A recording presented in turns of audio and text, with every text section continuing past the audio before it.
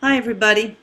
This coming week, week 4, we're going to look at issues of race, education, and technology and how those three things interact, especially probably race and education. We'll look at how race impacts education in this country and how technology can help sometimes or sometimes harm. And I've used the term race rather than ethnicity because ethnicity encompasses Latinos, different nationalities, a lot of folks that we're going to look at in a couple of weeks. But also I've used the term race because it is the more blatant term. Basically, when we're looking at racism, we don't call it ethnicity-ism. And so I thought that that's basically what I wanted to look at. And we are going to consider two races on whom the impact of racism and discrimination and oppression have been very heavy in this country and continue to be: African American people and Native American people. So let's look at some of that impact. This is data on comparing white and African American educational outcomes in a lot of on a lot of factors, and some of the data is older. So, but it's being older kind of just says basically it's been around a while, and in fact, of course, I could have cited data from 1930 something or earlier. But if you look at the 2011 NAEP scores in math, and you look at the 2005 NAEP scores in math and reading, both, all on the top half of this chart, you see that African American students lag behind white students hugely. We're looking at 30%, 38%, 40% differences. We're looking at differences at all grade levels in all subjects, and the asterisks in the African American column are those scores for which the African American level was the worst level reported of all ethnic groups reported, which would have been Asian, Hispanic, Native American, and African American. Now, just to deal with a question you may have, why aren't we looking at Asian minorities? That's a very good question, because certainly being Asian is a kind of a racial difference, but there's a number of reasons we're not looking at that. First of all, Asians are a very mixed group, and most Asians are fairly recent immigrants, whereas African Americans have a much longer history. And I want to say right away that some Asian groups have a much longer history as well in the West, in California particularly, and in the areas of the West where the railroad went through. You will see Asian families that have been there since the middle of the 1850s, and they too were discriminated against. But also Asian is a much more mixed group of people. It's Japanese and Chinese are quite different from Indian, which are quite different from Middle Eastern, some of which people would consider Asian, but some of which they would not. Am I trying to say that all African American people are the same? No, I'm not. And when I speak of African Americans, I am probably not speaking of recent immigrants from African countries. Typically, when we speak of African Americans, we are speaking of people who are at least in part descended from people who were enslaved in this country. So that many people have said, for example, that Barack Obama is actually not an African American. He is both African on his father's side from Kenya and American, white, Caucasian on his mother's side. But he's not atypical. You would not normally put him in the category of African American. His wife, Michelle Obama, by the way, is African American. So even all of these categories get difficult. Native Americans come from many different tribes, many of which were quite different from each other. A Pueblo Native, a member of the Pueblo or Nez Perce tribe is quite different from a member of the Apache tribe or a member of the Cherokee or the Iroquois. But again, there has been a common history of mistreatment. So I guess we're going to look at the two racial minorities that have the longest and darkest history in this country and that struggle the most with education. So anyway, you can read these statistics for yourself. Clearly, I think one of the most stunning ones is the number of students taking AP exams. It's about 2/3 of the way down here. It's basically over 1 million white kids took AP exams in 2006, and probably many more now. Only 68,000 took them. African American kids took them. So you start looking at that kind of thing. The graduation differences. In 2003, the number of kids that had a computer at home, and unless you count game systems and telephones and things like that, I think you would still see that level of disparity. Okay, so let's look at some challenges for Native American education. Native Americans face the highest level of poverty in this country. Over 33%, in other words, over a third, just about a third of Native American children live under the poverty line in this country. That was in 2006, before the crash. We won't even talk about afterwards. Interestingly, Native American children, like African American children, test totally normally average on cognitive skills as infants, but by age 4, Native American children are only 2/3 as likely to recognize letters or sounds or numbers or shapes or even colors. Native American children, you might not think of this, but Native American children are a sizable group of English as a second language speakers.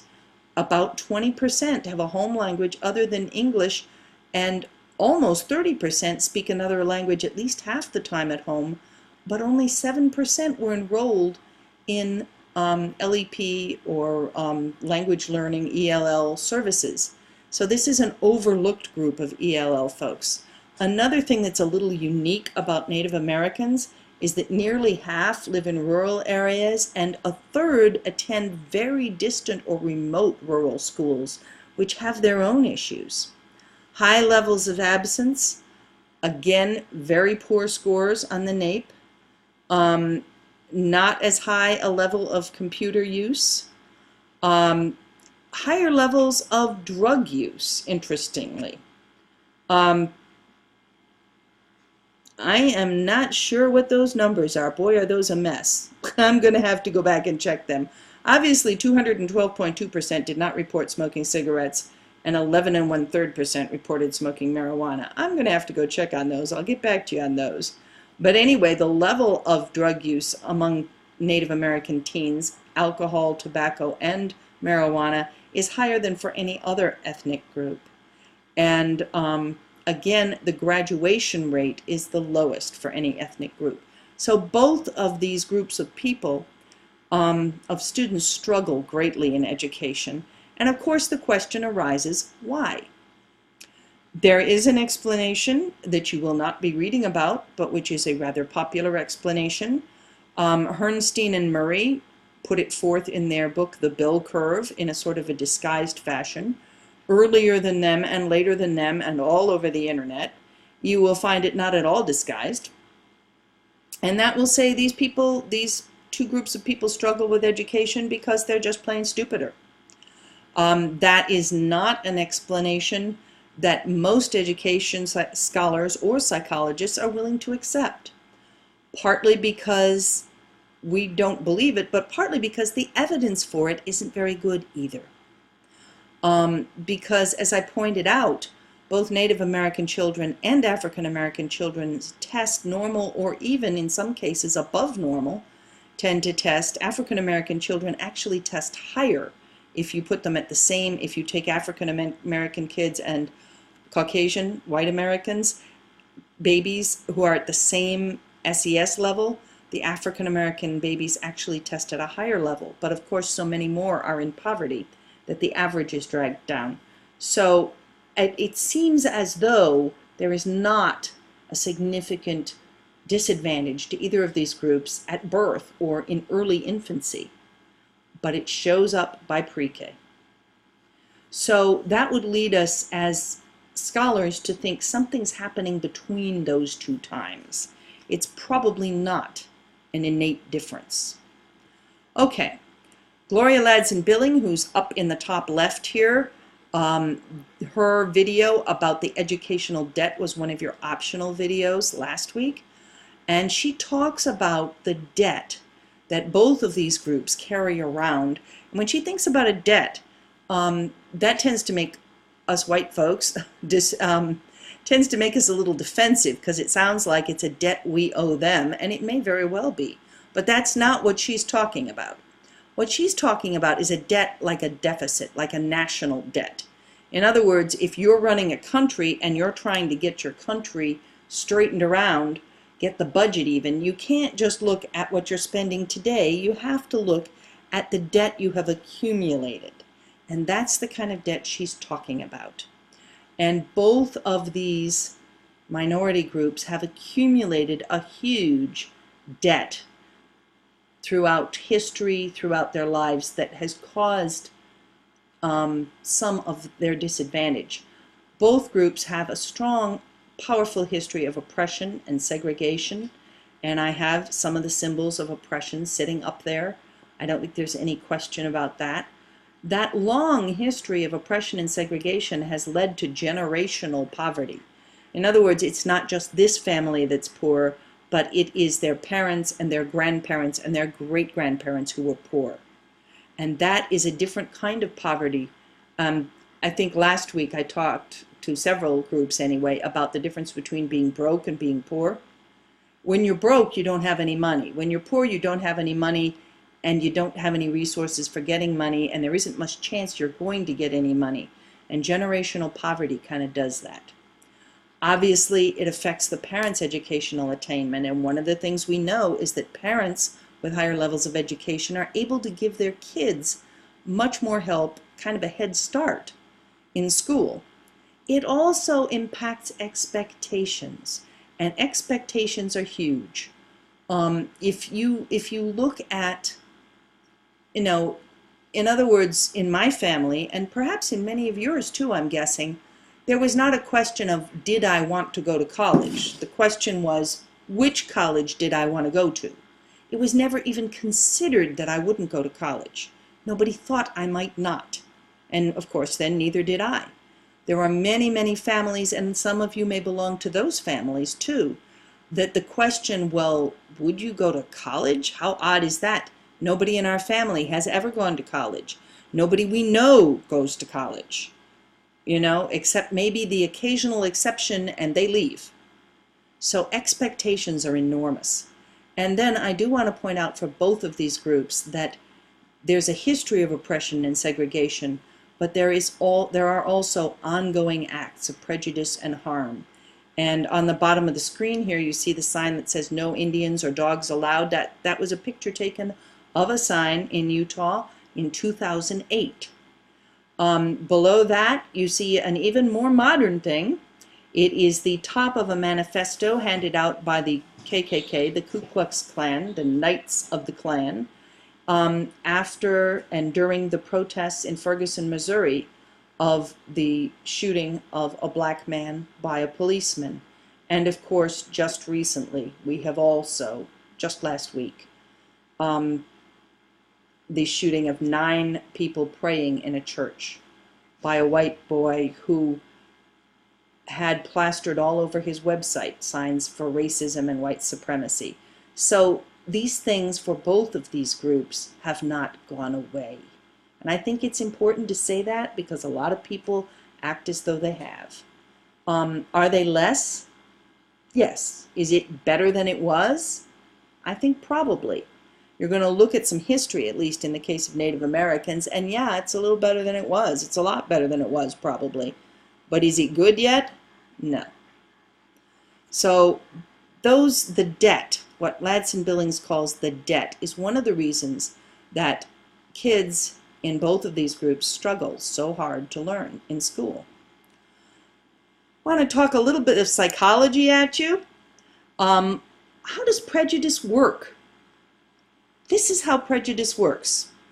In psychology, we have something called schema theory. in your head, you have the schemas for everything that you've ever learned about. You have a schema for dog that is comprised of all the dogs you've met in your life and the dogs that you've read about and all the things you've learned about dogs, whether in school or out of school. You have a schema for grandmother, which is comprised not only of your knowledge that a grandmother is the maternal parent of your father or mother, definitionally, but also, of course, all the memories you may have of your own grandmother or grandmothers. So we have schemas in our head about everything we know. That's how our knowledge, schema theory, which is a very well accepted theory, would say that's how our knowledge is organized in our head. Well, when you have a schema for something, say a grandmother, you resist changing that schema because as human beings we have to understand that the world is predictable. In other words, if somebody came along and showed you a 3-month-old baby and said, "This is my grandmother," you're not accepting that. It is too contradictory to your schema.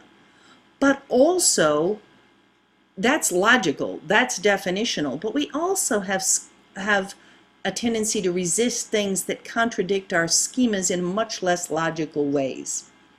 So I'll tell you about one of my own schemas that's hard to contradict. I have dogs. I've had dogs since I was 21 now. All of my dogs. I don't think I've owned a dog that was less than 55 or 60 pounds, and that's a small dog for me. Both of my dogs right now hover around 80 pounds. To me, that's a nice middle-sized dog. When people come up with Yorkshire Terriers that fit in their purses, or Chihuahuas, I look and go, okay, that's not really a dog, is it? Now, intellectually, of course it is a dog. I know it's a dog. But if I'm talking about what to me is really a dog, my schema says, hey, this is a big sort of Labrador-looking thing, maybe a shepherd, that kind of stuff. Okay, well, that's fairly harmless as long as there's no Chihuahuas waiting for me to adopt them. The notion of a dog that's smaller than my cats kind of freaks me out. But that's just a personal prejudice, a personal schema, okay? But we all have schemas for minority groups, too. And if you start life with a negative schema for a certain minority group, which is not unusual in this country for either African Americans or Native Americans, African Americans, especially if you grew up in the South, but actually anywhere, we hear so many negative things, and our parents were perhaps even more negative. And Native Americans, hundreds of movies we've watched when we were children where the good cavalry was rescuing the people from the bad Indians, you know? That's been around a very long time. So many of us have negative schemas that we develop through childhood, long before these things can be contradicted. Well, a schema perpetuates itself by prejudice. And what happens is when you receive information that confirms your schema, in this case, when you get negative information about members of this particular minority group, you tend to remember it because it confirms your schema. You say, yeah, I knew there was a problem. I knew they didn't try. I knew this. I knew that. And you tend to interpret the knowledge that you get that way too. But if you hear something positive about this minority group, if you hear something that contradicts your schemas, you tend to forget it. And you also tend to alter it. Or you tend to decide it's an exception. So, for example, my great uncle was very prejudiced against black people. He came from Southern Illinois, which, as you may or may not know, is right on the edge of the South. People in Southern Illinois are a lot more Southern than they are Northern. They're a lot closer to Kentucky and Tennessee than they are to Chicago. And he, every time he would hear of something bad, a crime committed by an African American or something like that, he would say, see, you know, those people, blank, blank, blank. And every time he heard about something good, he would say, well, you know, he's just doing it to blank. Or if he just couldn't get over it, somebody like, you know, Desmond Tutu or Nelson Mandela, he'd say, well, that man probably has a lot of white in him, is what he'd say. So it didn't matter what information you gave him. He made it fit his schema. Schemas get stronger and harder to change the older we get. One of the psychology jokes is that people, as they get older, suffer from hardening of the schemas, because as we get older, we get less and less willing to contradict our schemas. Some people are very much firmer about their schemas. It's much harder to get them to change. Other people are more open to change. But this is how prejudice happens and stays alive. Couple other things you're going to be looking at. What happens when your society considers you not just a minority? It's hard enough to be a minority in a society. If you've ever been in a group of people who were of a very different culture or race than yourself, you know that can be an uncomfortable situation.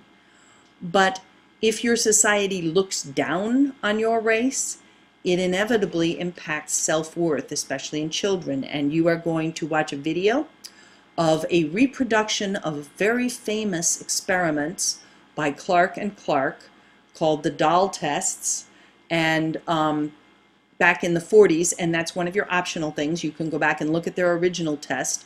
But basically, a high school student named Carrie Davis reproduced this experiment in 2006, thinking that it wouldn't happen again, and it did. So that's one of the videos you're going to look at, and it's one of the classic investigations of the impact, even on young children, of racial denigration on their self-worth. Another short video you're going to look at talks about stereotype threat. Stereotype threat is performance-affecting anxiety that occurs when one is at risk of confirming a negative stereotype about oneself, or more typically, one's group. And I think you're going to enjoy that. I don't have to explain anymore. But look up at the cartoon in the corner, and you see two guys working at a blackboard, and one guy's really having trouble. The other guy, obviously a better mathematician, looks on and says, "Wow, you really suck at math." Okay, but if it's a girl, because of this stereotype that girls aren't as good at math, it is more likely that the onlooker will say, "Wow, girls suck at math." In other words, if you're confirming a stereotype, bad performance tends to mean that you represent your whole group as opposed to just yourself. So anyway, I think you'll enjoy that video too. And then I'm going to ask you to read two very short articles. One of them is from a website of Lee and Low Books. Lee and Low Books are a publisher that focus intentionally on multicultural children's books. And they're a specialty publisher because, guess what? The big publishers aren't publishing a lot of multicultural children's books. And they haven't been since 1961, when a classic article, which is one of your optionals, was written about that. And they still aren't. So Lee and Low Books invited some well-known folks to comment on why they think this fix hasn't been fixed yet. And in their comments, I think you'll see some more sources for why racial minority, especially African American and Native American kids, struggle to learn. Then I'm going to have you read an article by Meadows, brand new article, say very, very short. Why do heavier children do worse at school? Now, heaviness is not a racial characteristic, but I think I'm going to ask you in your key question to do some comparing, to take a look at the causes. So all of these things so far, I've been trying to give you opportunities to look at why this is happening. Why is it that kids who are racial minorities, with the exception of some Asians, struggle to learn in U.S. schools? Okay, then we will shift gears slightly and look at some solutions, and you have a chance to choose whether you want to go further into African American students, and there are two really good articles about them. One of them is called Rap Universal, talking about using multimedia for teaching African American students, and one of them is talking about conductors of the digitized Underground Railroad, talking about using digital resources to help African American students look at their history and their current times. So both of these are ways in which people have found to teach that affirm culture and race, and therefore enable African American students to learn just fine. Again, showing us that it's probably not an innate characteristic. I think I can say with the majority of both educational and psychology scholars, we're not looking at innate differences here. We just aren't. We're looking at other things happening. Okay, now you can choose to look at African American students. Many of you have already looked rather extensively at African American issues in classes from me or from other people, so I wanted to give you a choice.